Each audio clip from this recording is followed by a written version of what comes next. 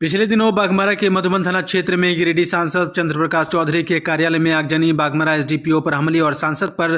दर्ज झूठे मुकदमे के विरोध में आज आईएसओ पार्टी ने रणधीर वर्मा चौक पर धरना दिया। धरने में आईएसओ पार्टी कार्यकर्ताओं ने हेमंत सरकार पर निशाना साधते हुए रेतों और विस्थापितों की जमीन पर बीसीसीएल के कथित कब्जे, हिलटॉप कंपनी को ब्लैकलिस्ट करने, झूठे मुकदमे बंद करने और सांसद के आवासीय कार्यालय को जलाने वाले दोषी कारू यादव की गिरफ्तारी की मांग की है। धरना स्थल पर आईएसओ के प्रदेश संयोजक हीरालाल महतो ने चेतावनी दी है कि यदि सांसद पर झूठा मुकदमा वापस नहीं लिया गया तो आंदोलन तेज होगा।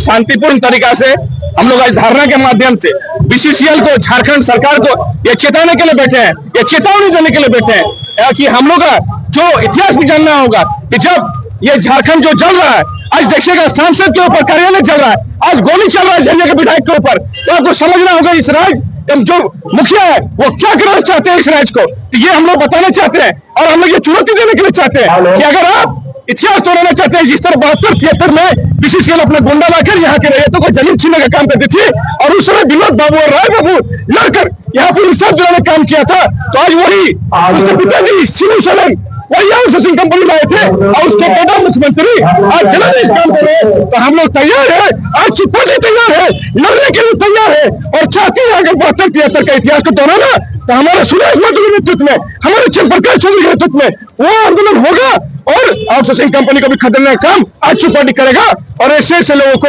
जो हमारे यहाँ के रैयतों को जो बार बार जमीन लूटने का काम करती है, वो ऐसे आदमी से भी लड़ने के लिए आज चुप्पी तैयार है और हर रैयत के साथ में आज चुप्पी तैयार है। एक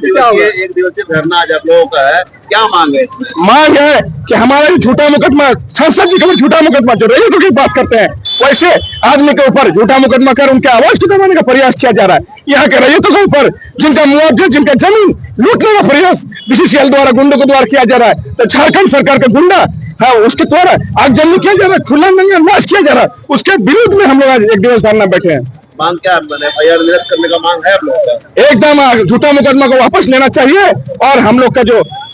विस्थापित को जो वहाँ पे जमीन है वो वापस सौदा करना चाहिए। उन लोगों पर भी झूठा मुकदमा किया गया है, उसको गोली चलाया गया वहाँ के लोगों के ऊपर, वो भी मुकदमा वापस होना चाहिए और जांच होने की निष्पक्ष जांच कि इसके पीछे कौन है और सरकार का गुंडा जो इतना बड़ा जो कांड रंगनाथ कर रहा है खुला और सरकार चुप है, इसके सामने समझ सकते हैं आप कि क्या है। अगर वही करना होगा तो आज तो पार्टी लड़ने के लिए भी तैयार है और सरकार से भी लड़ने के लिए तैयार है।